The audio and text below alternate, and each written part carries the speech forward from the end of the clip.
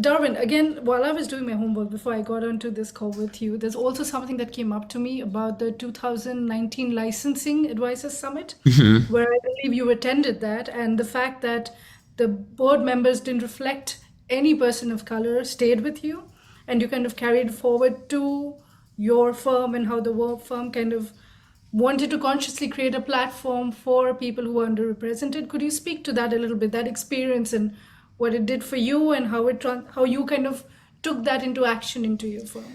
Yeah, so there were two summits. One was a committee summit by NCARB in Atlanta, and then another one also with NCARB, which was the licensing advisor summit in Minneapolis, in Minnesota. So and they were talking about that and the fact that that was a problem, right? But they didn't know what to do, right? Like everybody was like, wow, this is a problem. There's only one woman in the entire board of NCARB.